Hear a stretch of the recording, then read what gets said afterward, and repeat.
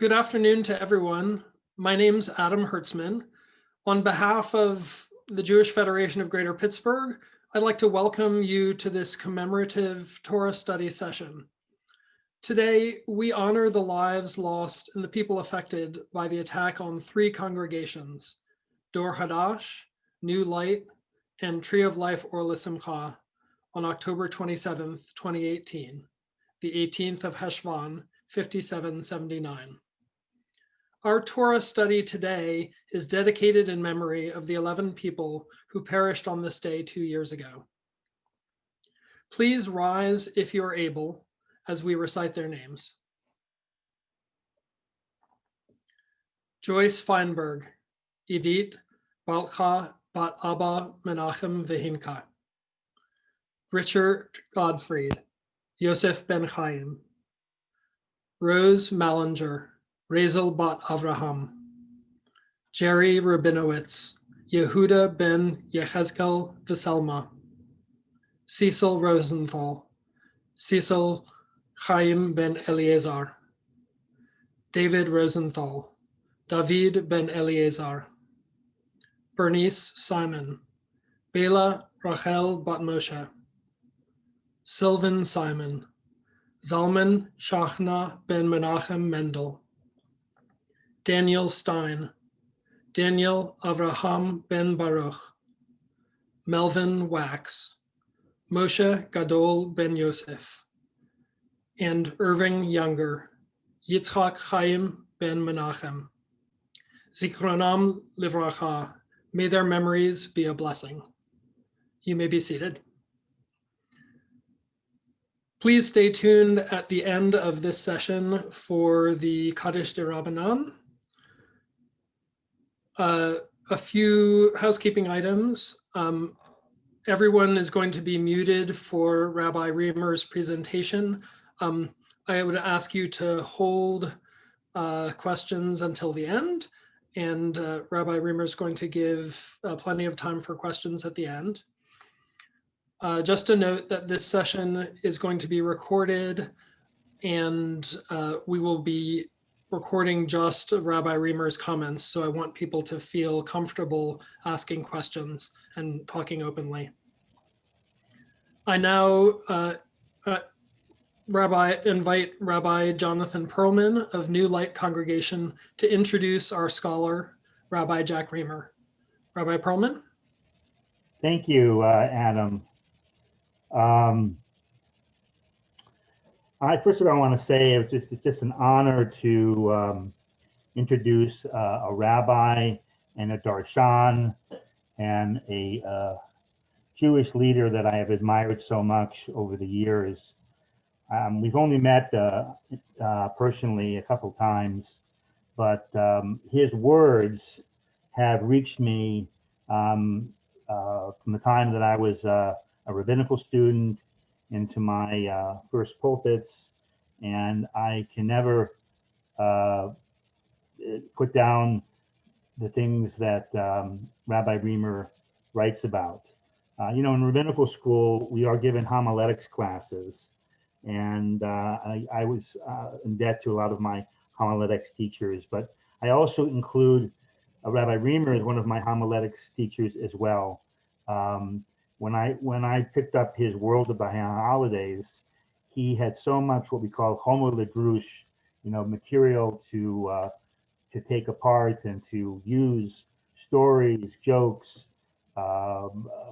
interpretations, Hasidic commentaries. It just opened me up to a whole new world and a whole new way of looking at writing sermons.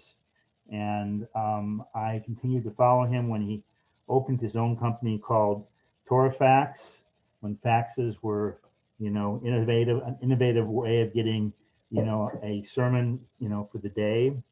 And then he also, followed the technology and went online, and now you can see his sermons collected in the American Rabbi. And I always look forward to seeing his next installment in all of his writings. Rabbi Jack Riemer was born in Pittsburgh, and we at New Light are fortunate to have one of his nieces, Judy Perlman, and we enjoy having her as a regular congregant who comes every Shabbat morning. He was born in the Hill District, raised on Phillips Avenue in Squirrel Hill as a member of Poet Tzedek. And as I mentioned, he has gone on to become one of America's leading rabbis, who teaches rabbis from coast to coast, and whose prayers appear in the prayer books of the conservative and reform movements in America and overseas. He is a rabbi's rabbi, and that's why I wanted him to be here today, because his sermons always give me comfort. And since the event of 2 years ago, I have just been alerted to his name every time it comes up, to see how a rabbi can be a teacher and yet also be a Menachem Avilim, a person who comforts the mourners and a person who knows what grief is. I believe he still lives in Florida, and I don't remember the name of the town. Maybe he can. And he was affiliated with that synagogue down there for most of his career. Rabbi Riemer.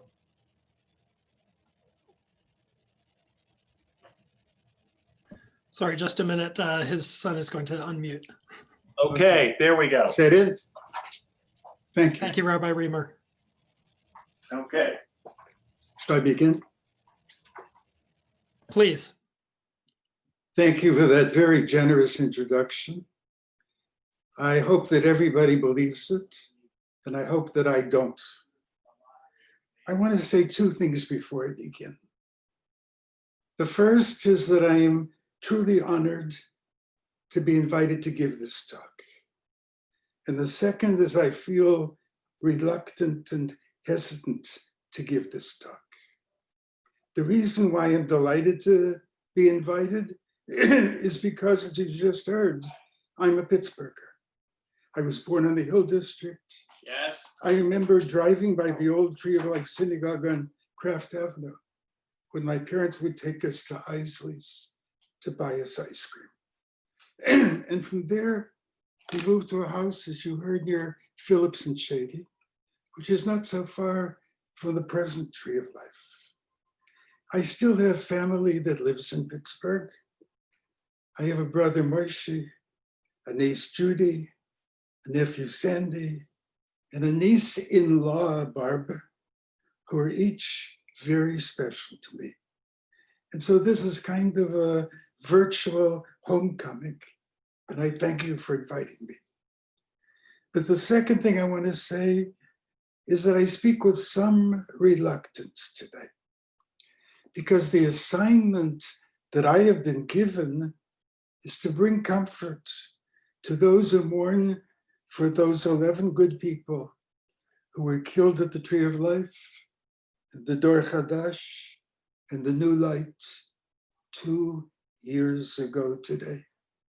And I don't know if anybody has words that are equal to this task. What can anybody say that will bring even a bit of comfort to the people whose hearts were broken by what happened here 2 years ago? I only hope that the knowledge that there are people all over this country and overseas who are thinking of you right now and who feel your pain will give you the comfort of knowing that you're not alone in your time of distress. It was on a Shabbos morning 2 years ago today. 11 good people who had come to the synagogue for no other reason than to be with their friends and to pray to their God were killed for no reason and with no warning. 11 people whose lives were bound up with yours were robbed of their lives that day. And those of you who were their relatives and those of you who are friends have been living with a sense of brokenness ever since. Let me talk about brokenness today and how to deal with it. Let me begin by reminding you that there are two versions in the Jewish tradition of how God made the world. One is found in the Bible, and the other is found in the Kabbalah. The biblical version is that we started out in paradise, and that paradise was a perfect place in which to live. There was no work, there was no sin, there was no mortality, and then something went wrong. We were driven out of paradise. And ever since we've lived with the fantasy, if we could only somehow get back there again. Wouldn't it be nice if we could live in paradise once more? Instead of living in this cold, messy, imperfect world in which we now find ourselves. Now we live in a world in which you can only obtain bread by the sweat of your brow. Now we live in a world in which you can only give birth with pain. Now we live in a world in which our lives are no longer perfect the way they used to be back in the good old days. That's one view of the world. The golden age was in the past. And our goal is to somehow get back to where it all began. But there's another view of the world, and that's the view that's found in the Kabbalah. In this view, God's presence originally filled the entire universe. And because God was everywhere, there was no room for anything else to exist. And so God had to withdraw and make room for the world. And that withdrawal, mystics call tzimtzum. And into this new space, God made tohu vavohu, chaos, confusion. And then God made darkness over the face of the earth. And then God created 10 sefirot, 10 channels, which were supposed to connect heaven and earth. But these vessels couldn't contain that much energy. And so they broke. And when they did, they scattered the holy sparks all around the universe. Then human beings were created. They were created to search for these sparks and to bring them back. Human beings were created in order to bring about a tikkun olam, to bring about an order by restoring these broken pieces and putting them back together again. In this view, the golden age is in the future, when human beings will find and restore all the broken pieces, then the world will be complete. It's a strange, chaotic, and beautiful understanding of creation that the mystical tradition gives us. It's given us the knowledge that we live in an imperfect world and that brokenness, not perfection, is our inheritance. And that's why I want to talk to you today about brokenness and about what should we do in order to overcome it. I want to talk to you about brokenness because it's not only these 11 bereaved families that have experienced brokenness. All of us at some time in our lives have been broken.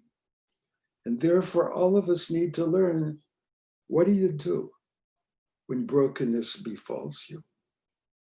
Let me begin with a story about brokenness that comes from India. Once there was a water carrier whose job was to bring water from the river to his master's house. In order to do this, he took a long pole, hung it around his neck, and put 2 buckets under these 2 bowls. One bucket was full of water, and the other one had a crack in it. And when the water carrier arrived at his master's house, after the long walk from the river, the perfect bucket had all its water, and the other one, Nebuch, was half empty. This went on for 2 full years. The perfect bucket was very proud of itself. It boasted that it could carry so much water and never spill a drop. The other bucket felt embarrassed. And so one day it spoke to the water carrier and said, I'm sorry. I'm sorry for all the water that I leak every day. I'm sorry that I'm defective. And the water carrier said, don't feel bad. Have I ever complained to you even once about the water that you spill? And the bucket said, no, you haven't. You've been very good. You haven't complained. But look at me. I've got only one measly job to do, which is to deliver water. And because of this crack that I have in my side, I'm only able to deliver half my load of water at the most. Shouldn't I feel ashamed? The water carrier smiled and said, come with me. Let's go back on the road that we travel together every day. And on the way, I want to show you something that I bet you've never noticed before. Do you think I didn't know that you have a crack in the side when I chose you? You think I didn't know that you would leak water when I picked you? I knew. So you know what I did? I planted seeds on your side of the road. And thanks to the water that you spilled every day, look at how beautifully these seeds have blossomed. Look and see how many flowers are now growing on your side of the road, thanks to the crack in your side. I believe that story contains a lesson for all of us who have broken places in our sides, which means for all of us, because there's nobody in this world that doesn't have some kind of a crack in his life. If the bucket's only purpose was to bring water to the master's house, he would have been right to feel that he was a failure. But once he realized that he had another purpose in his life, once he understood that by means of the crack that he had on his side, he was able to create a lovely garden, it made him see his life in a very different perspective. And that's the way it is with us. Some of us are ashamed of the brokenness that we feel.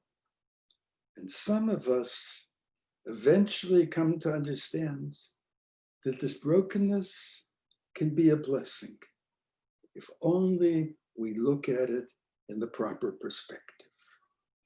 There are all kinds of brokennesses that we encounter in our lives. Sometimes brokenness comes upon us suddenly. You receive a diagnosis. You lose your job. You discover an infidelity. You fall in the parking lot and you can't get up. Or you send your friend to the synagogue and he never comes back again. And when any of these things happen, your life is suddenly transformed. One day you were healthy. The next day you're known by the name of your illness. One day you had a name and a wallet. And the next day you've got a bracelet on your wrist that tells the doctors and the nurses who you are. One day you were a lawyer or a teacher or a housewife. The next day you're the kidney in room 304 or the cancer in room 205. One day you were so-and-so's wife. The next day you don't have a title because your husband is gone. One day you had something and you were something that gave you status in society. And the next day, the person that you had or the title that you carried is gone. And you're not sure who you are anymore. One day you feel whole. The next day, you feel broken.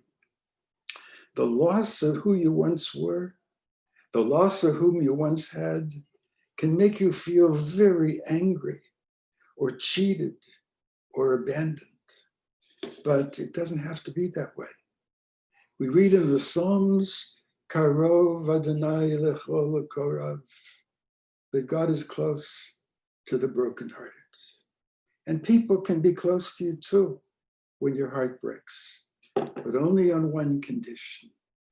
People can only draw close to you if you let them. You and I have seen a number of examples in the last 2 years. I've been told by people that I know in Pittsburgh that there are some people in the Tree of Life community who now drive their neighbors to their chemo treatments every week. And that some of these are people who had never done anything like that before, but who do it now because what happened here 2 years ago has taught them how much we need each other. I've been told that there's some people in the Dor Chadash community who now have made up with each other after years of being estranged, because now they know how frail and fragile our lives are and how important it is to have friends. I've been told that there's some people in the Dor Chadash community who now bring meals to the doors of people who have had a loss and then go away quickly, quietly, because they don't want to be thanked, because they know that we're all travelers on the same road, and it's important that we travel together. Let me make one thing clear. I don't want to be misunderstood. Am I saying that these acts of kindness that we're hearing about now make up for the pain that those of you who are in mourning feel?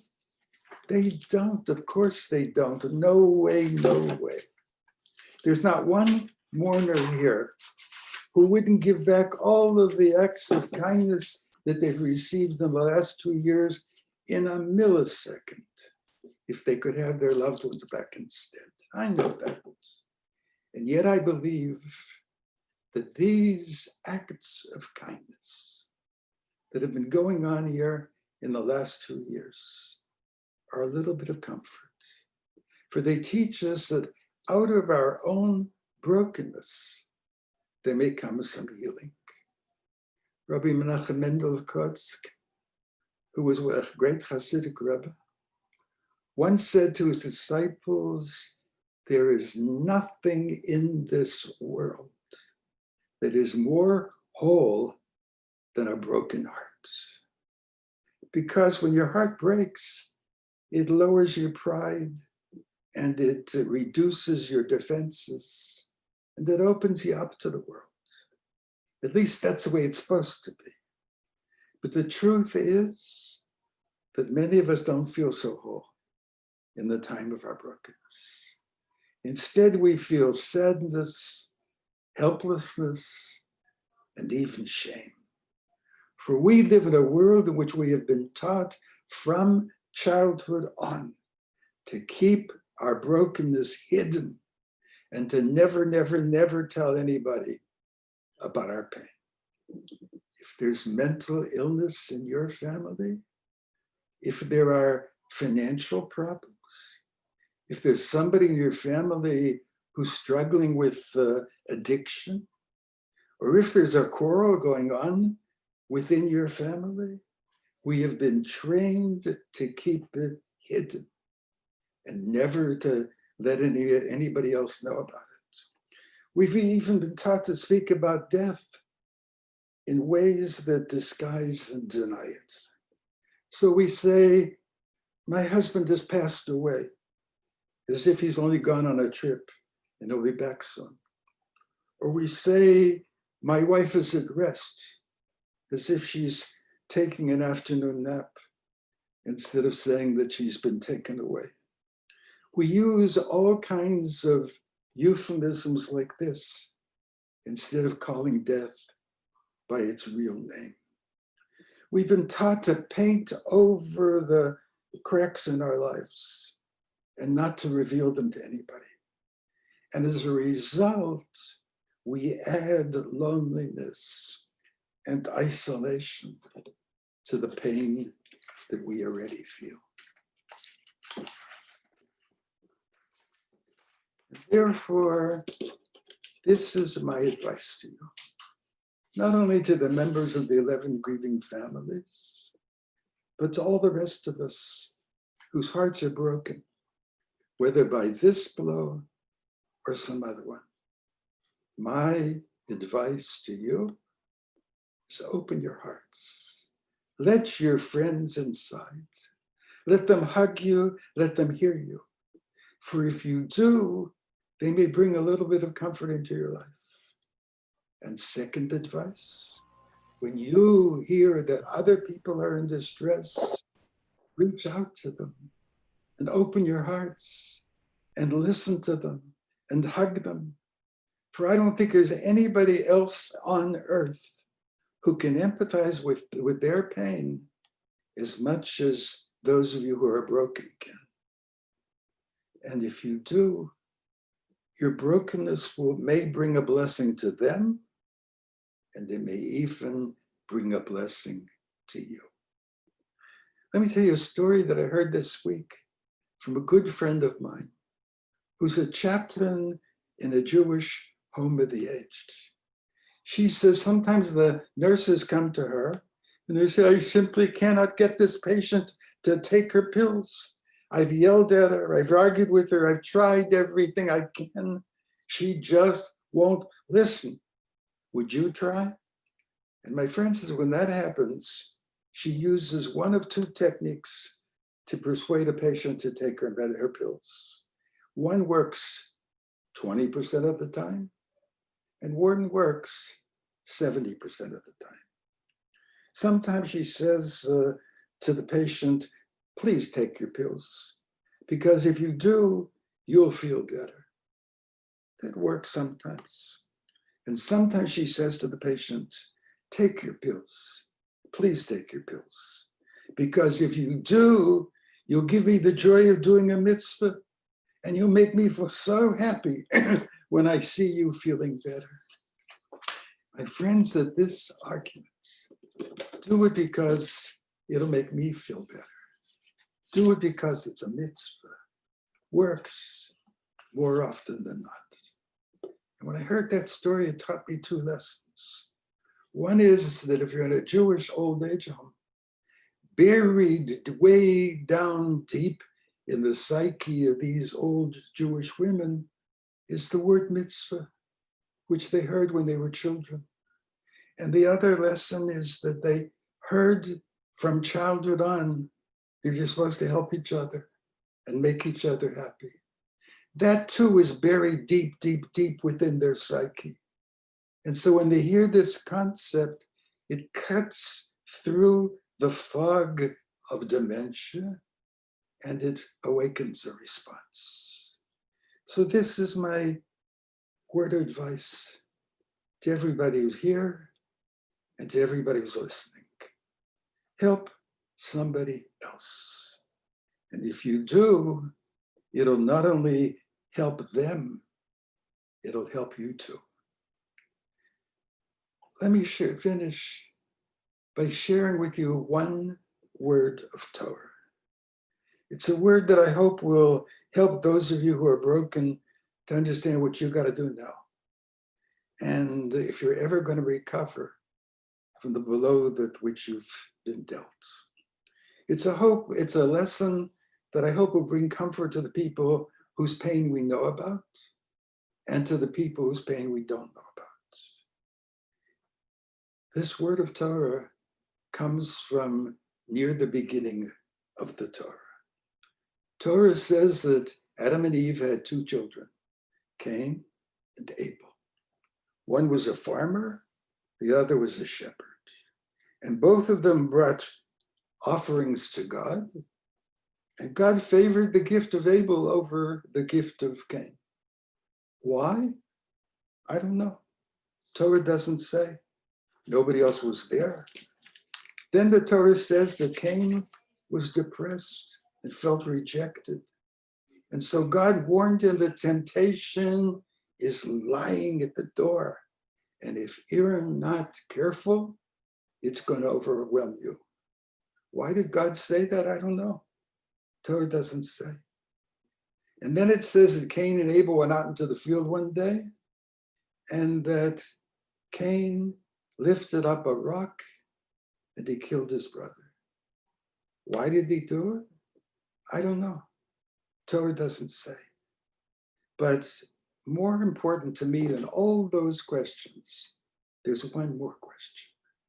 The question that intrigues me is, where were the parents? Where were Adam and Eve when this fight was going on? For all we know, I guess they could have been at a PTA meeting, listening to a lecture on how to raise children. All we know is that they came back and they found that in one fell swoop, they lost both their children. One was a victim and the other was an exile who was destined to wander from place to place to place for the rest of his life. And they never saw him again. What would you do? What would I do? If chas v'shalom, God forbid, anything like that ever happened to us? Adam and Eve had every right to withdraw from life. They had every reason to withdraw into themselves and to wallow in self-pity. Nobody would have blamed them if they had done that. To go through 9 months of pregnancy in order to produce a child, and then to see that child's dead body lying in a crumpled heap on the ground? Does that make sense? To raise a child with all of the effort that goes into that task, and then to see that child become an exile, and to know that you'll never, ever see him again. Does that make sense? No one would have blamed Adam and Eve if they separated from each other for the rest of their lives. But that's not what they did. Listen to what the Torah says. Vayeda Adam od et ishto. Adam made love to his wife again. Adam made love to his wife once more. And she gave birth to a child. And she names this child Seth. Seth means a gift. And listen to what she says when she names this child. She says to her husband, let's name this child Seth, for God has given him to us as a gift, Tachat Hevel Shehargo Kayin. In place of Cain, in place of Abel, whom Cain killed. Notice she mentions the names of both her missing children in the moment when she names this child. She hasn't forgotten them. No bereaved mother ever does. But she has another child. And for this, we should all be very, very grateful. Because if she hadn't done that, we would all be the descendants of Cain or of Abel. Now, they're our uncles, and we're the descendants of Seth. In the Jewish tradition, Adam is known as Adam HaRishon, Adam the first. But to be born first is not really such a big deal. It's only a chronological fact. He happened to be born first. And in the Jewish tradition, Adam and Eve are thought of as the first parents. But that also is not really such an achievement. They happen to be first. The real achievement of Adam and Eve is not that they were the first people, and not that they were the first parents. The real wonder of Adam and Eve is that they loved and lost and loved again. The real wonder of Adam and Eve is that they tried and failed and tried again. That's what makes them role models for us. They taught us that God has planted inside each and every one of us the gift of resilience, that God has given each one of us the ability to start over again, for which there is no secular explanation. They taught us that it's possible to start over again, even after the most brutal, crushing blow. They taught us that we can survive, after the agony of our brokenness. They taught us that it's possible. God knows not easily. God knows not quickly. But they've taught us that it's possible to live in love and to live and lose and love again. And so this is my wish for all of you who are listening today. May this blessing, the ability to fall and get up again, may this blessing come true for all of the broken people whom we've named today and whom we've come to comfort today. May this blessing come true for all those that are wounded in ways that show and in ways that don't show. May this blessing come true for all the people wherever they are who are listening. May it come true for those people whose wounds we know about and for those whose wounds we don't know about. May we all know the kind of comfort that comes when we open our hearts and allow others to enter so that they may comfort us. And may we have the kind of comfort that comes when we open our arms and comfort others. I know that doctors are saying you're not supposed to hug right now, but I hope soon we'll be able to hug. I hope we will let others comfort us in our time of loss. And I hope that we will comfort others in their time of loss. This is my wish for you. Thank you very much. Yasher Koach, Rabbi Riemer, thank you very much. Thank you. Thank you. Would love to open the floor for questions or comments. I think the easiest way to do this is if you just want to unmute yourself. It's going to be a little chaotic because Rabbi Riemer has apparently a great following. So there's 54 people on the call, including myself. But you can sort of raise your hand by putting a comment in the chat if you'd like, and I can call on you.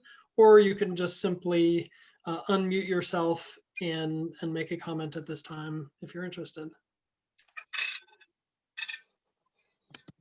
Amma?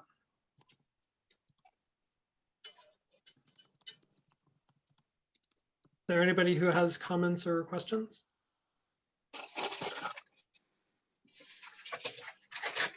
Nama? Marlene? Yes, Rabbi, I'm a member of Tree of Life, and I know Barb Feig quite well.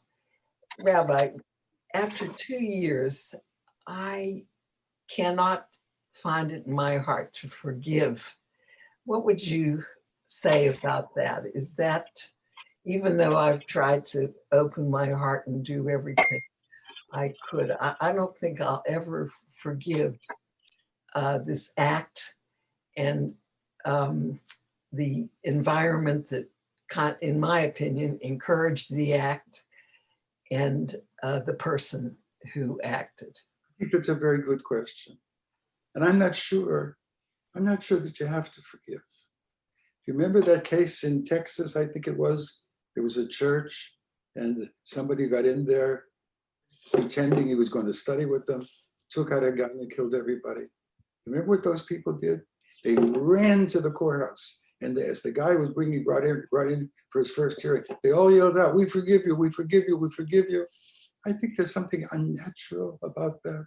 I think there's something inhuman about that. I think there's something improper about that. It's one thing if somebody comes to you and asks to be forgiven. It's one thing if somebody comes to you and says, "I want to repent for what I did. This is what I'm going to do to make up for it." That's one thing.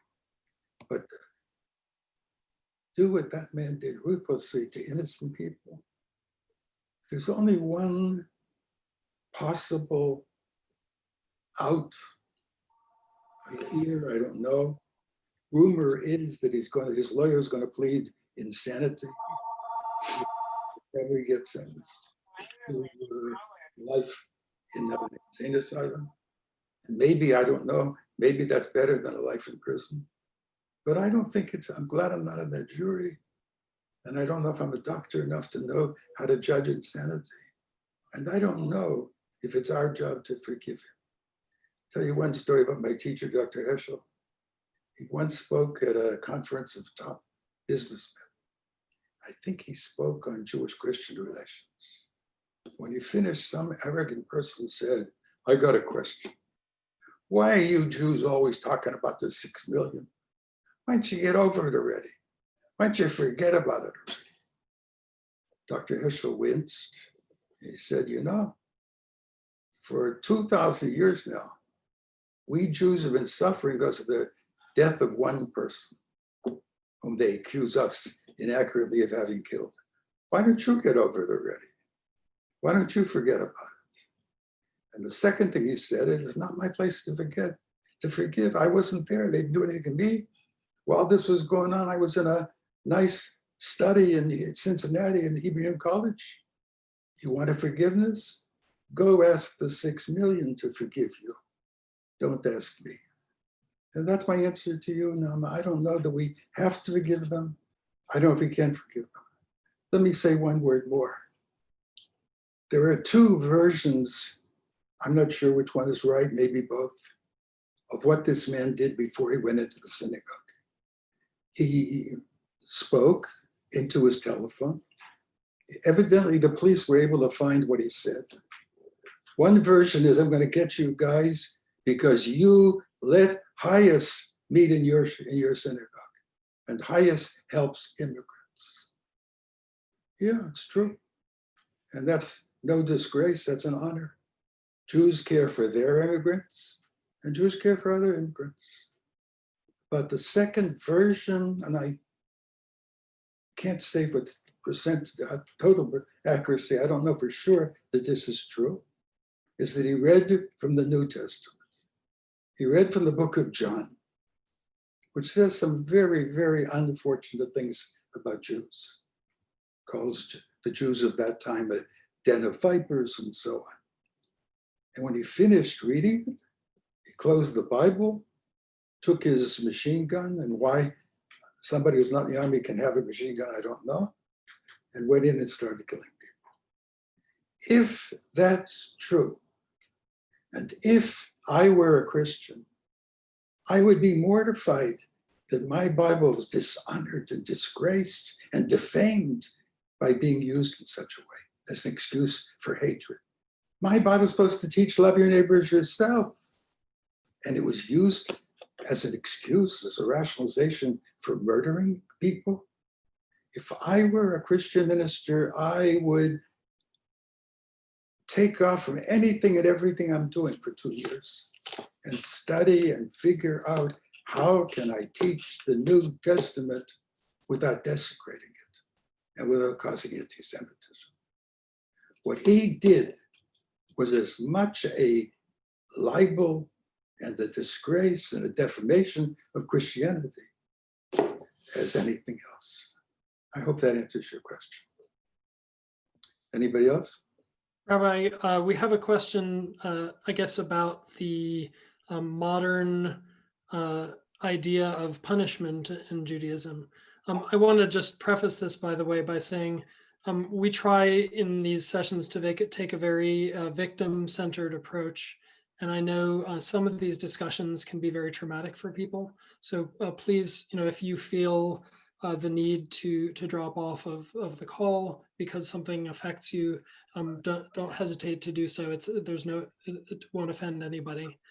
Also, for everyone to note, the 1027 Healing Partnership has counseling resources available and can refer you to counseling resources if you're feeling traumatized. Anyway, Rabbi Riemer, there was a question about sort of the modern idea of punishment. What does Judaism believe about punishment? What does Judaism say about punishment? And I guess they were thinking in the context of the accused person. Well, as I said, there's a dilemma. Is he insane or is he wicked? And who can judge that? I would hope doctors can answer that question. In the end, only God can answer that question. The American penal system has really failed in that people come out of jail worse than they went in. And the number of people who go back a second time is sad. It ought to be a rehabilitation center in which people are taught to get off drugs, which people are taught how to live right, which people are given job training in the hope that when they get out, they will be better. Punishment is a very complex question, but if I may spin back for a moment, I hope I'm not considered impolite for saying this. Nothing wrong with being traumatized by horrible things. I worry more about the people who are not traumatized. I worry about those Nazis who spent 8 hours a day murdering and then went home and had dinner and watched the evening news and listened to Pachar Beethoven before they went to sleep. I worry about people who thought that this was their job, like any other job, and didn't go out of their minds. Chaim Greenberg has a wonderful story. He says the Russians overswept a German base and they caught them before they were ready. They didn't know they were coming. And they caught one colonel reading Dostoevsky. And he says to himself, why was he reading Dostoevsky? Maybe he was reading the section on crime and punishment. Maybe he was trying to deal with his guilt. He said, I sure hope so. Because if these people could do what they do and not feel guilt,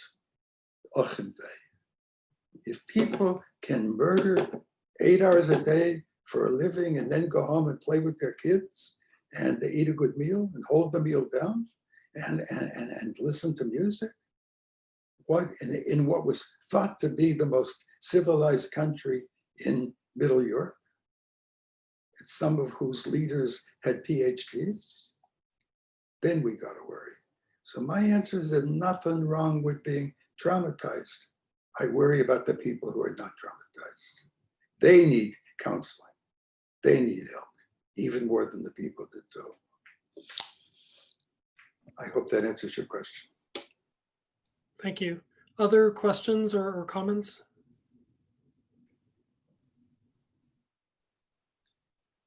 If not, I think I'd like to say thank you, Rabbi Jack Riemer, for your teaching today, and thank you to everyone participating.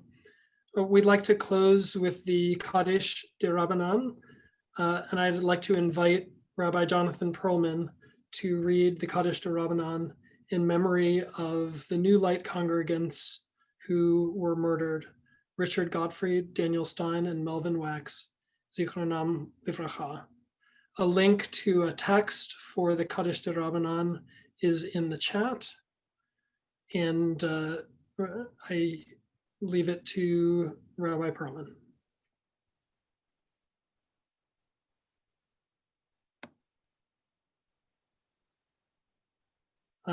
Rabbi Perlman, are you? Let me see if I can unmute. Okay. Good. I'm going to recite the Kaddish Rabbanan, thanking God for our lives and the ability to touch holiness every day through the words of your Torah.